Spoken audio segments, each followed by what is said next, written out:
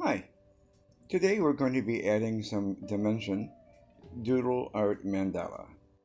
Welcome to George on the Rocks, where stress release is one rock painting away. If you could give me a like, that'd be great. It helps my channel a lot. Thank you.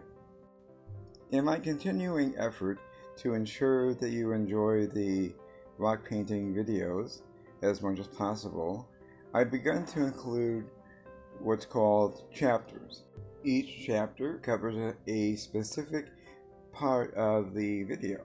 A complete list of the chapters for this video is in the description. For example, this chapter deals with adding one of the main shadows for the rock painting. The various chapters cover different aspects of the painting process, all the way to the end where you fine-tune the shadows and highlights for the rock painting. Although not required, I'd recommend watching the video all the way through before attempting to paint your own rock painting. It'll give you an idea of what we're doing and why we're doing it, and the sped up sections, which are a lot in the video here, won't be as confusing. I've painted in the main shadow, as it were, for the rock painting. We'll go over it again, but in later chapters. Right now I'm applying shadows and highlights to the background surrounding the rose. Again, this is the first treatment. There will be further treatments for the background later on. Remember, in painting, wherever there is a darkness or a shadow, there's always going to be a highlight. Now, the dance between the intensity of either the highlight or the shadow is dependent upon what you want the painting to do, or how you want the painting to be. For example, if you want one that's a bit more subdued, you wouldn't necessarily paint the highlights and the shadow in such contrast. And remember, each element in a rock painting is going to have its own shadow and its own highlight. And since no one element stands alone by itself, you're always going to be a kind of a dance between the various elements, highlighting, shadows, generally speaking, allowing them to work together. Throughout the video, I'm showing examples of the colors that I'm using and how I'm going about mixing them up. I'm always watching various artists paint, and their videos don't always have that. So, quick question, do you prefer that I show you the colors that I'm mixing and how I'm mixing them? Or do you want to forego all that and have me just paint the stone? There are valid arguments for both, but the long and short of it is, this is your video, tell me how you want me to do it, and we'll go from there. Throughout the painting process, you're always going to be constantly working between the highlight and the shadow, balancing them out.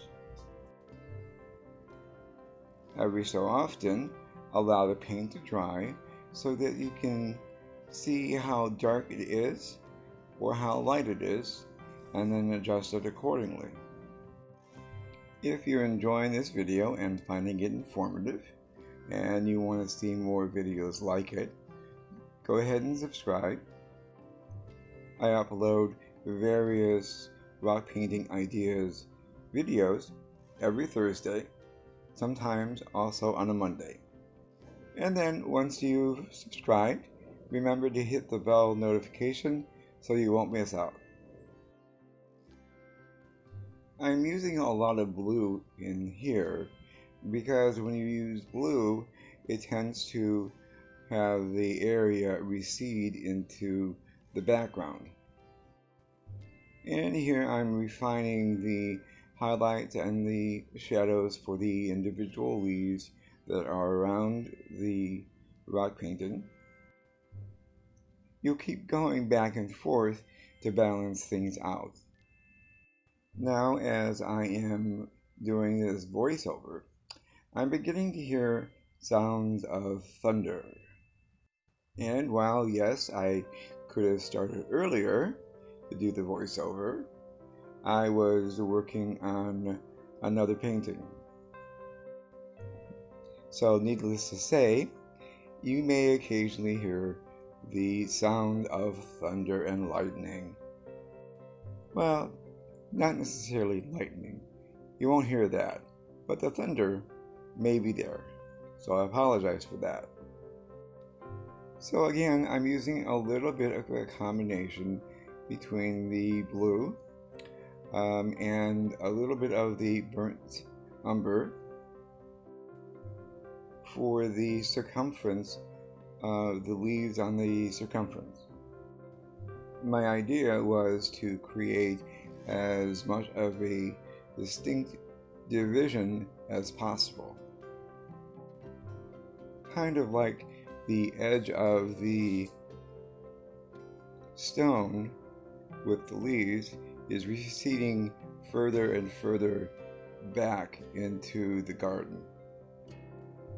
Now, of course, since this is your rock painting, you can do it however way you want.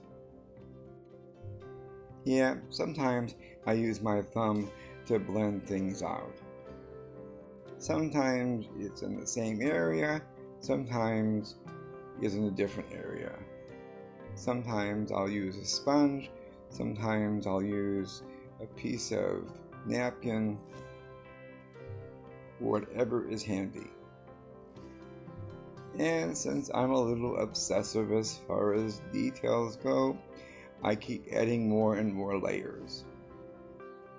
You, of course, would never do that, but if you do, that's fine. I can certainly understand that. But seriously, the only thing that you need to worry about when you're painting a rock is to have fun. Do it your way. You'll discover ways that are more comfortable for you, and they work for you. It's your painting, obviously, and you need to be painting the way you need to be painting to make you happy. Well, as fate would have it, it's not so much the thunder and lightning going on, it's now the sound of the pitter-patter sound of rain. But since the voiceover is pretty much done, that shouldn't be a problem. Celebrate each other, celebrate your creative inner voice, and remember to paint along the way.